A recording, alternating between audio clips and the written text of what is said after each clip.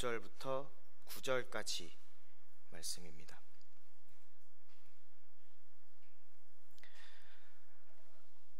네, 찾으셨으면 짧은 구절이니까 함께 합독하도록 하겠습니다. 하나님이 우리가 말하는 바 장차 올 세상을 천사들에게 복종하게 하심이 아니니라. 그러나 누구인가가 어디에서 증언하여 이르되 사람이 무엇이기에 주께서 그를 생각하시며 인자가 무엇이기에 주께서 그를 돌보시나이까. 그를 잠시 동안 천사보다 못하게 하시며 영광과 존귀로 관을 씌우시며 만물을 그 발 아래에 복종하게 하셨느니라 하였으니, 만물로 그에게 복종하게 하셨은즉 복종하지 않은 것이 하나도 없어야 하겠으나 지금 우리가 만물이 아직 그에게 복종하고 있는 것을 보지 못하고 오직 우리가 천사들보다 잠시 동안 못하게 하심을 입은 자 곧 죽음의 고난 받으심으로 말미암아 영광과 존귀로 관을 쓰신 예수를 보니, 이를 행하심은 하나님의 은혜로 말미암아 모든 사람을 위하여 죽음을 맛보려 하심이라. 아멘. 오늘도 금요예배에 오신 여러분을 주님의 이름으로 환영합니다.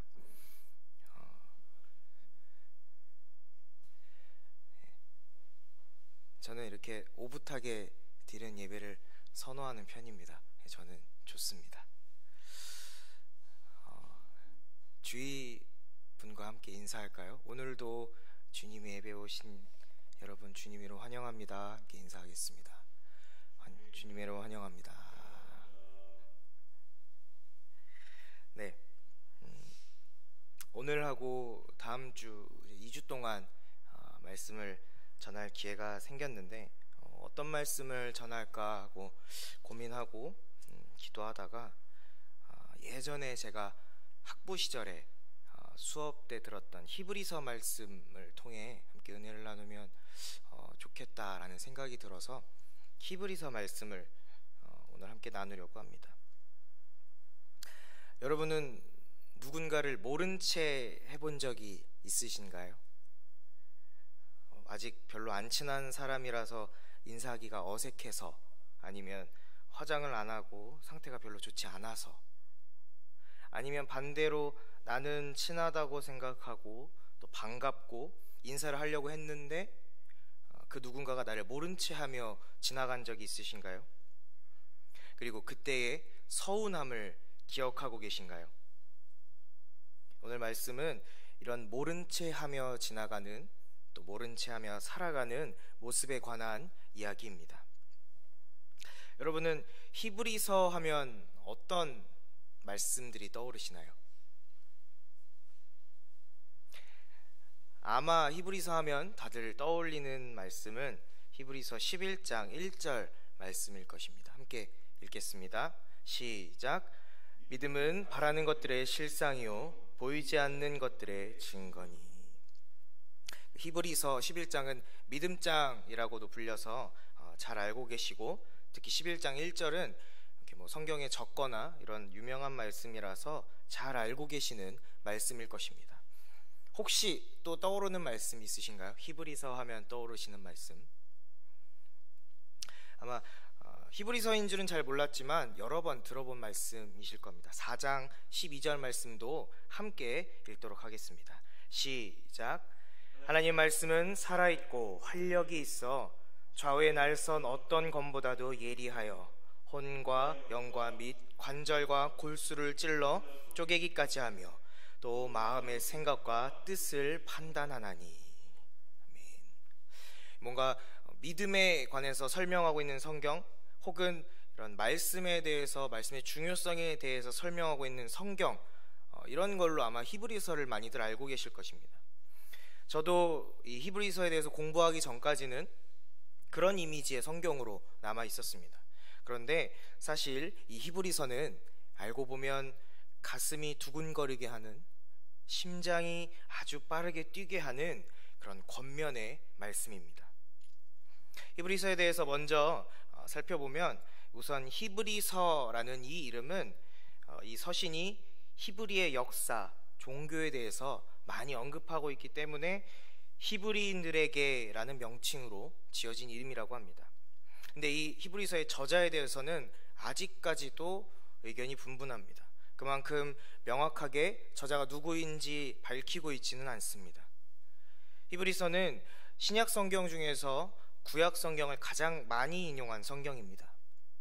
또 잘 쓰여진 한편의 설교 같은 구성, 그리고 유능한 성경 해석자이자 신학자 같은 저자의 모습 때문에 종교개혁 이전까지는 사도 바울이 기록했다라고 여겨졌다고 합니다.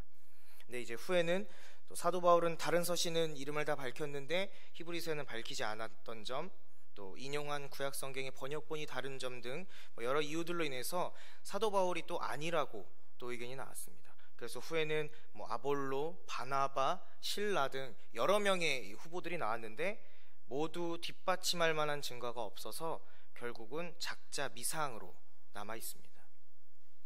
또 이 히브리서를 쓴 시기에 대해서도 의견이 분분합니다. 본문의 여러 내용을 비추어 보았을 때 그래도 가장 타당하게 범위를 좁힌 것이 주후 60년대 정도로 추정을 하고 있습니다. 또 수신자 그리고 수신지에 대해서도 명시하고 있지는 않습니다. 그런데 저자가 다루고 있는 내용이나 이 문제의 성격들이 유대교에서 그리스도인으로 개종한 사람들에게 보내졌을 것으로 추정을 하고 있습니다. 그러니까 즉 히브리서는 작자 미상의 저자가 유대교에서 그리스도교로 개종한 그리스도인들에게 주후 60년대, 그러니까 로마의 기독교 박해가 가장 극심했을 때에 썼을 것이라고 추정할 수 있는 것입니다. 그리고 이렇게 미스테리해 보이는 이 히브리서는 그 안에 담고 있는 그 신학의 내용들이 굉장히 중요한 흐름을 또 차지하고 있다고 해서 바울 신학, 요한 신학, 히브리서 신학이라고 불릴 정도로 신약의 3대 신학으로 보는 의견이 많아지고 있을 정도입니다. 이 히브리서가 쓰여진 것은 아까도 말했듯 60년대 정도로 추정을 하고 있습니다. 그때는 기독교 박해가 로마에서 굉장히 극심했던 것으로 유명합니다. 사실 네로 황제의 기독교 박해는 너무 유명한 일이어서 인터넷이나 검색을 하면 자료들이 많이들 나옵니다. 제가 그 부분에 관한 내용을 짧게 읽어드리도록 하겠습니다. 54년부터 68년까지 재위했던 네로 황제의 시기였다. 서기 64년 로마 시대에 대화재가 일어났다. 화재는 키르쿠스 막시무스, 그러니까 대전차 경기장 근처에서 일어났고 불은 급속히 번졌다. 로마시는 14구역으로 나뉘어져 있었는데 온전한 모습으로 남아있는 것은 4개의 구역밖에 없을 정도였다. 팔라티노 언덕에 있는 황궁의 일부를 포함한 도심의 많은 곳이 파괴되었고 인명피해도 많았다. 화재 당시 네로는 안티움에 있었으나 점점 피해가 커지자 급히 로마로 돌아왔다.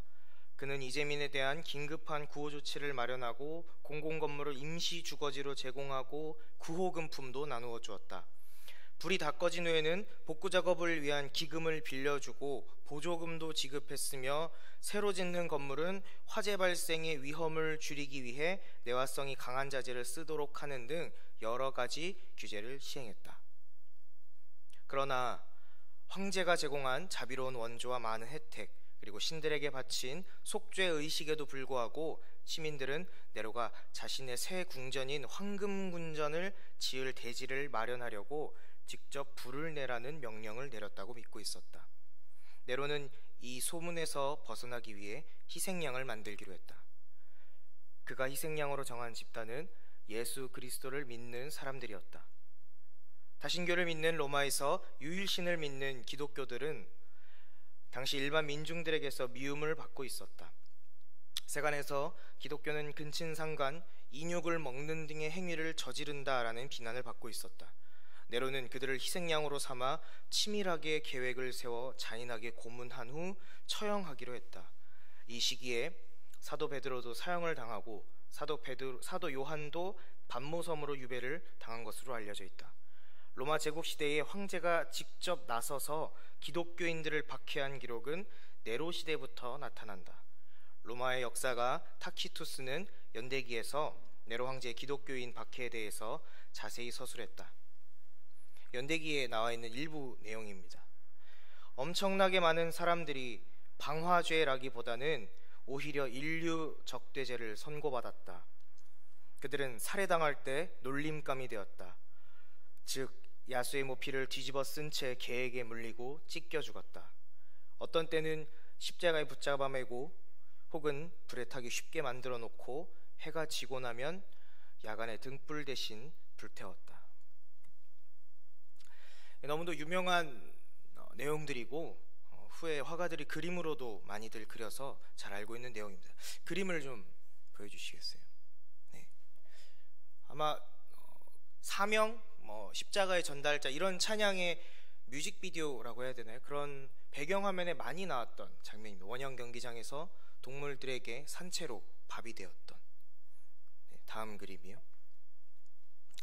제가 알기로는 이 그림의 제목이 인간 횃불로 알고 있는데 제목 그대로 십자가에 사람을 매달아 놓고 이제 불에 타기 쉽게 조치한 후에 아까 말한 것처럼 밤이 되면 해가 지고 나면 이제 저 십자가에 매달린 사람들을 산채로 불에 태워서 길을 밝혔다고 합니다. 그게 인간 횃불입니다. 그렇게 박해를 받고 목숨을 위협받고 있는 그 유대교에서 그리스도교로 개종한 그리스도인들에게 이 히브리서가 쓰여진 것입니다. 우리가 잘 알고 있는 그 지하교회에서 카타콤에서 숨죽이고 목숨을 걸고 예배를 드렸던 사람들에게 쓰여졌던 것입니다.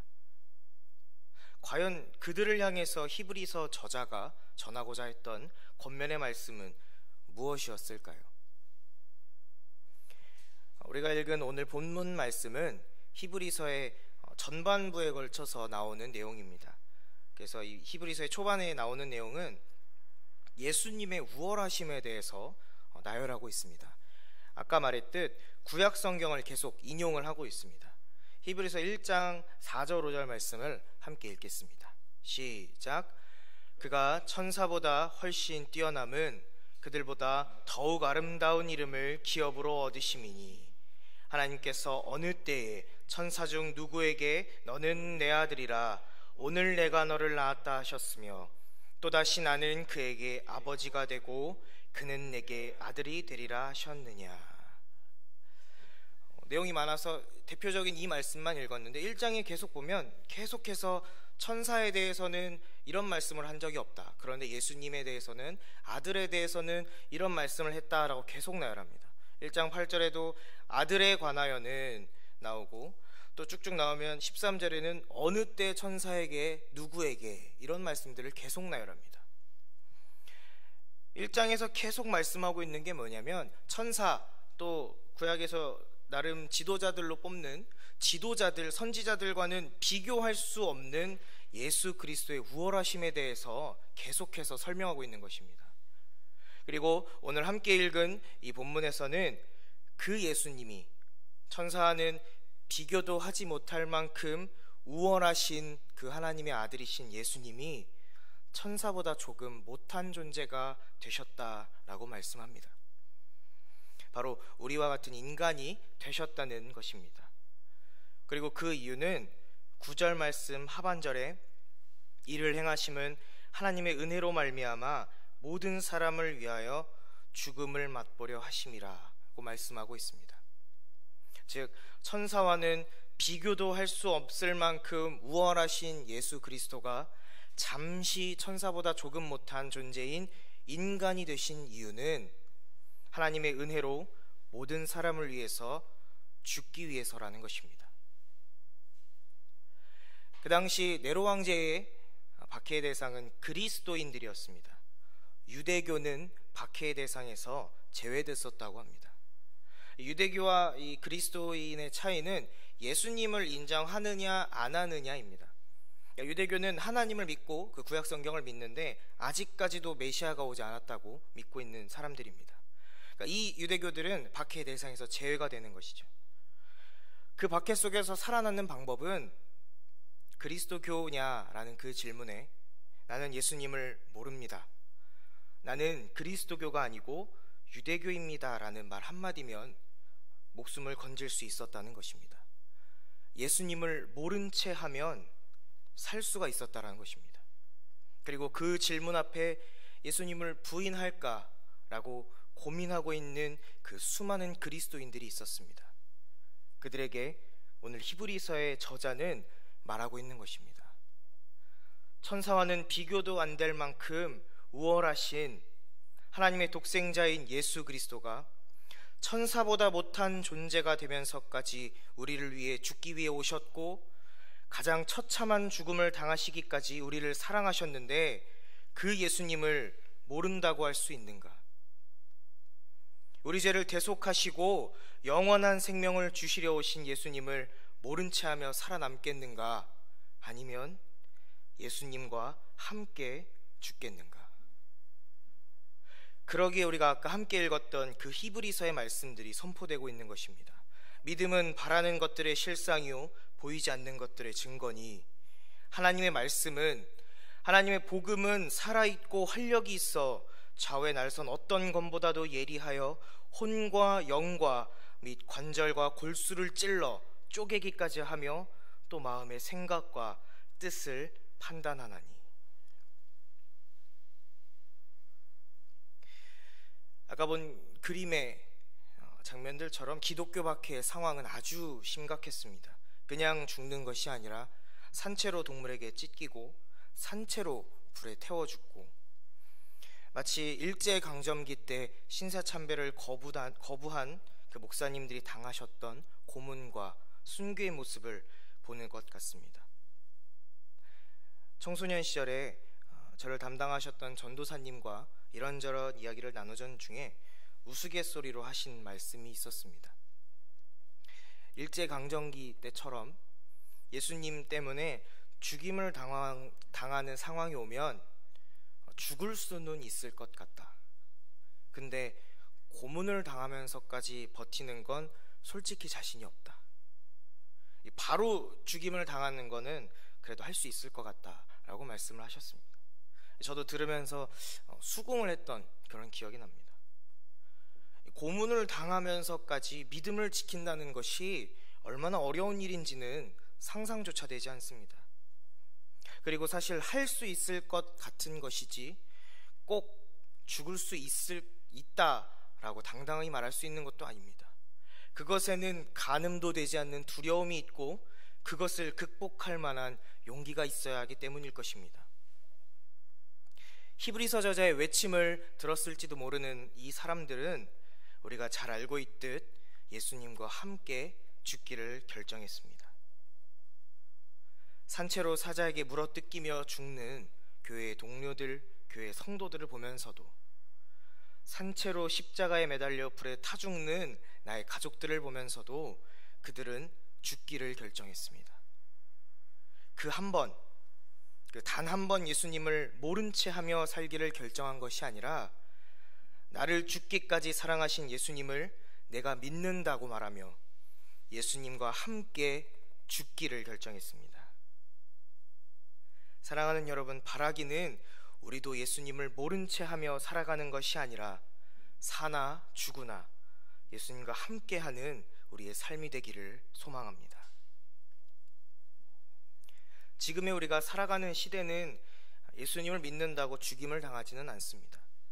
그리스도교라고 해서 끌려가고 고문을 당하지는 않습니다. 그럼 과연 지금 우리는 예수님을 모른 채 하고 있지는 않을까요? 예수님을 모른 채 하며 살아간다는 것이 예수님을 부인하고 배교하는 그 끔찍한 모습만을 이야기하는 것은 아닐 것입니다. 예수님의 말씀을 배우고 듣고 알면서도 우리의 삶에 전혀 영향력이 없다면 그것이 예수님을 모른 채 하며 사는 삶일 것입니다.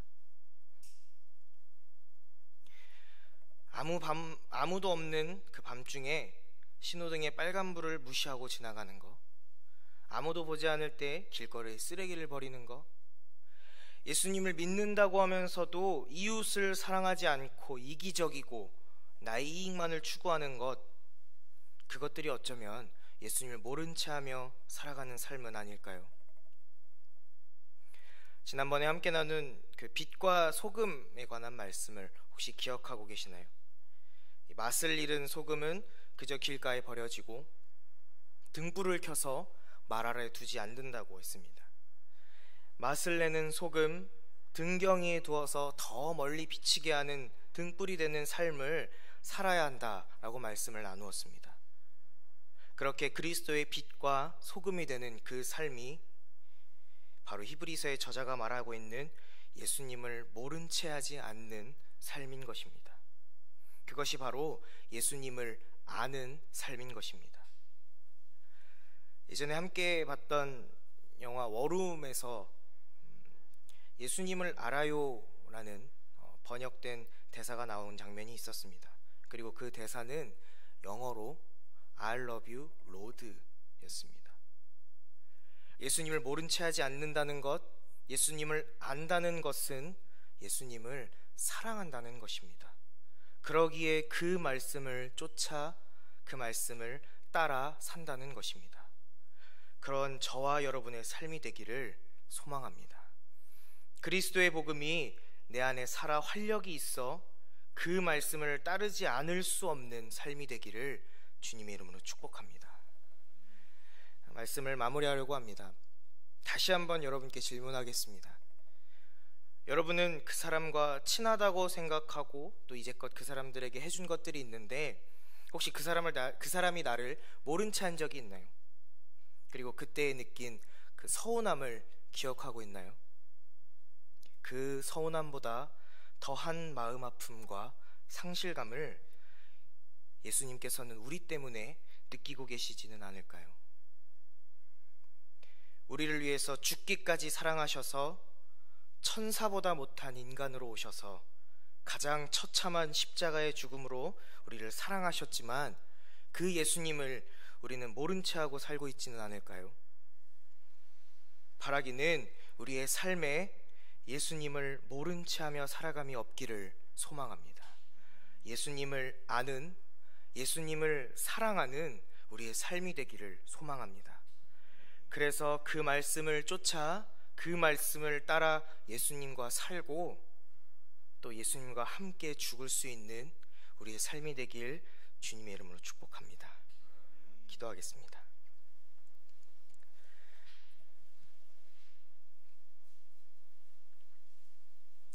사랑하는 하나님 감사합니다.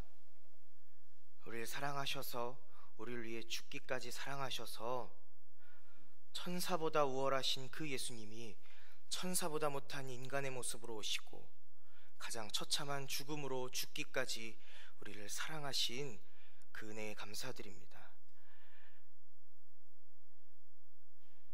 가장 박해가 심했던 그 시기에도 그 예수님을 모른 채 한 것이 아니라 그 예수님을 믿는다라고 그 예수님과 함께 죽었던 그 믿음의 선조들처럼 하나님 우리의 삶에도 예수님을 모른 채 하는 것이 아니라 예수님과 함께 살고 예수님과 함께 죽는 우리들의 삶이 되게 하여 주시옵소서.